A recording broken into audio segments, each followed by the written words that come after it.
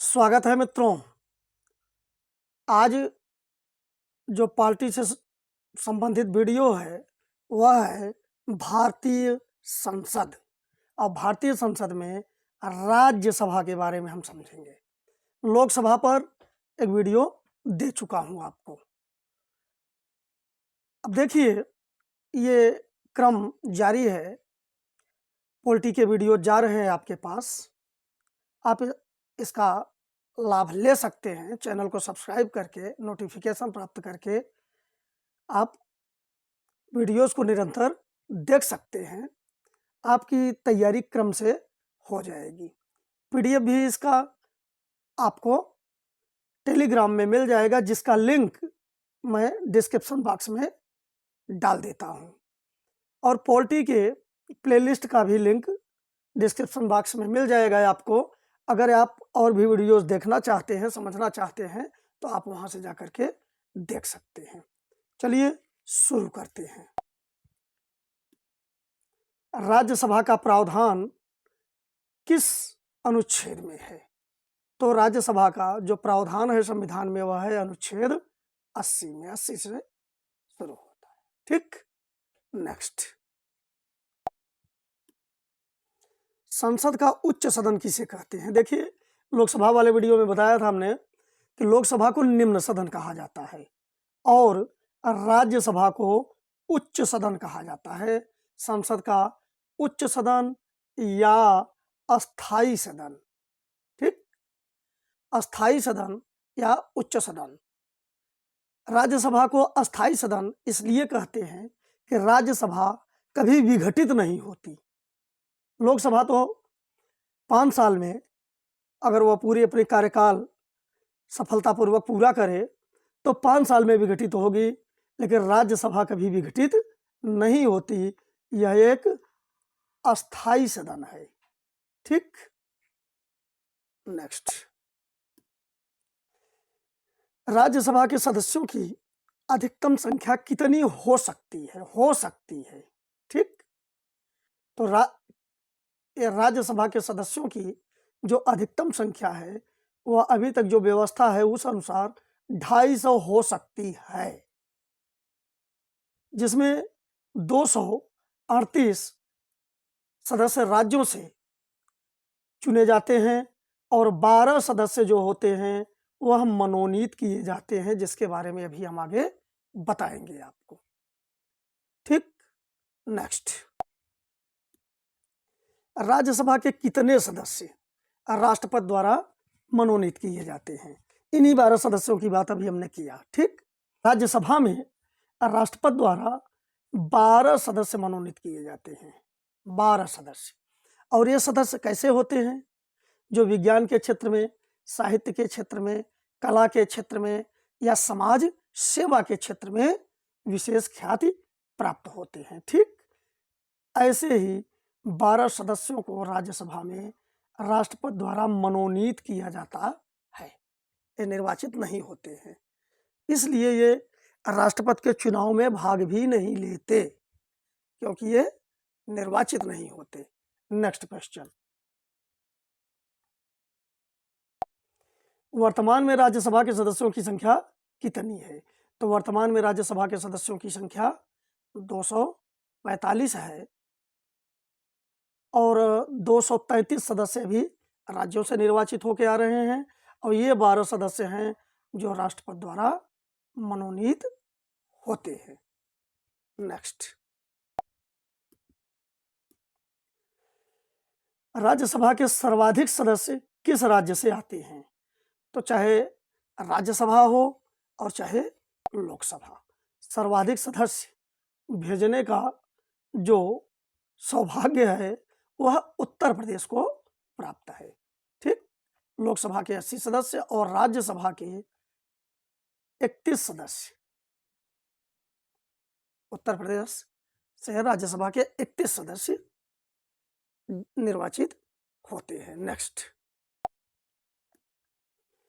राज्यसभा के सदस्यों का निर्वाचन कौन करता है? ये राज्यसभा के जो सदस्य होते हैं इनका निर्वाचन कौन करता है?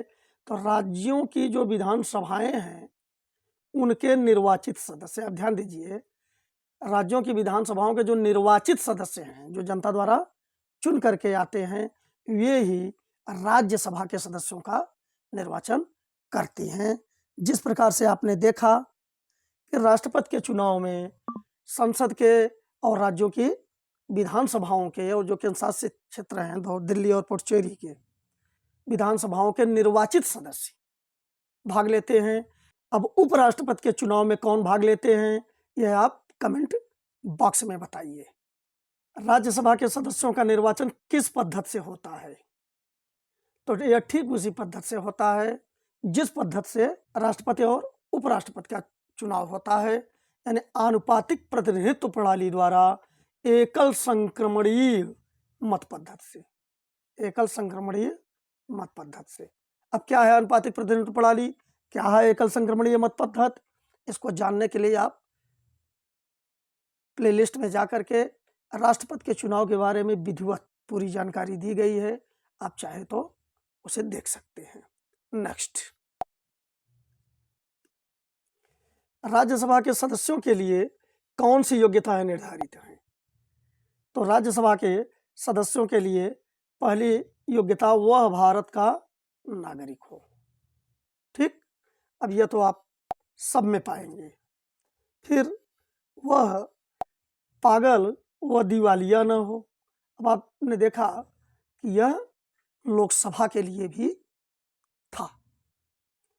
तीसरा आप देखिए, उसकी उम्र, यानी जो व्यक्ति चुनाव लड़ रहा हो उसकी उम्र 30 वर्ष से कम न हो, यानी 30 वर्ष की आयु वह पूरी कर चुका हो। यह राज्यसभा के सदस्यों के लिए है। राज्यसभा, इंपॉर्टेंट बात है ये परीक्षा के लिए, राज्यसभा के सदस्यों की उम्र कम से कम कितनी होनी चाहिए? तो कम से कम 30 वर्ष।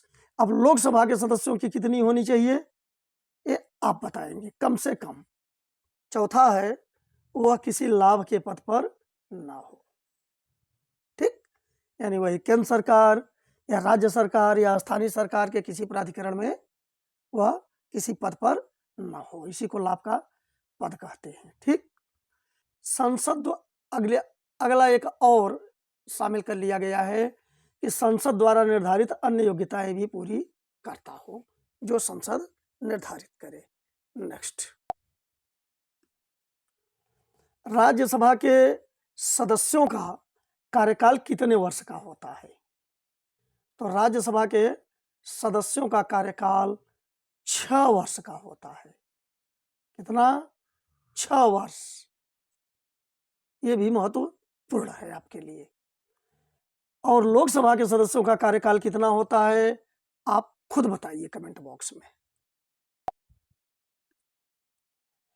राज्यसभा के कितने सदस्य प्रत्येक 2 वर्ष बाद सेवा निवृत्त होते हैं? यह भी एक महत्वपूर्ण प्रश्न है।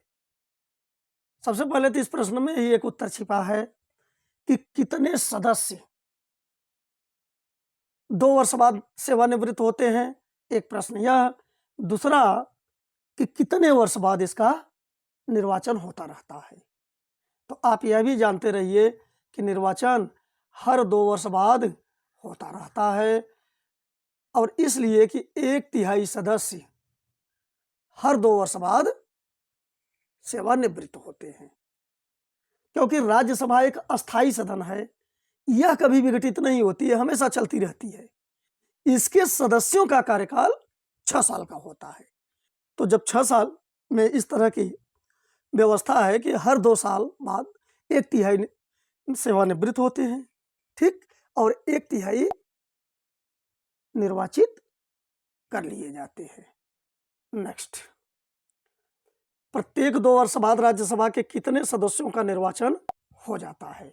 तो हमने बताया आपको कि प्रत्येक 2 वर्ष बाद 1/3 सदस्य सेवानिवृत्त होते हैं, इसलिए 1/3 सदस्य निर्वाचित भी होते हैं हर 2 वर्ष बाद। नेक्स्ट, राज्यसभा के कितने पदाधिकारी होते हैं? तो देखिए, मुख्य रूप से तो 2 पदाधिकारी होते हैं, एक होता है सभापति और दूसरा होता है उपसभापति। लेकिन एक और हो जाता है इसको भी मान लिया जाता है तीसरा अधिकारी, जो मुख्य रूप से तो दो ही पदाधिकारी होते हैं। तीसरा, राज्यसभा का एक महासचिव भी होता है, वह राज्यसभा का सदस्य नहीं होता है। ठीक है, अब आप एक बात बताइए कि ये जो सभापति होता है यह किस प्रकार निर्वाचित होता है? राज्यसभा का सभापति किस प्रकार नियुक्त किया जाता है? यह आप कमेंट बॉक्स में दीजिए। नेक्स्ट क्वेश्चन, राज्यसभा का सभापति कौन होता है? तो राज्यसभा का सभापति उपराष्ट्रपति होता है, जो पद से ही होता है, यानी पदेन से। पदेन का अर्थ हुआ पद से, संस्कृत का तृतीया विभक्ति है यह, पद से या पद के द्वारा, यानी जो उपराष्ट्रपति बना वही राज्यसभा का सभापति बन जाता है। नेक्स्ट, राज्यसभा के उपसभापति का चुनाव किस प्रकार होता है? अब यहां आप ध्यान दीजिए कि जो सभापति होता है वो तो उपराष्ट्रपति ही होता है, ठीक, यद्यपि वह राज्यसभा के सदस्य के रूप में निर्वाचित नहीं हुआ होता है। लेकिन उपसभापति जो होता है उसका चुनाव किस प्रकार होता है?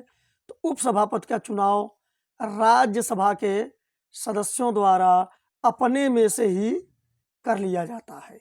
जो राज्यसभा के सदस्य होते हैं वे राज्यसभा के सदस्यों में से ही किसी को उपसभापति चुन लेते हैं।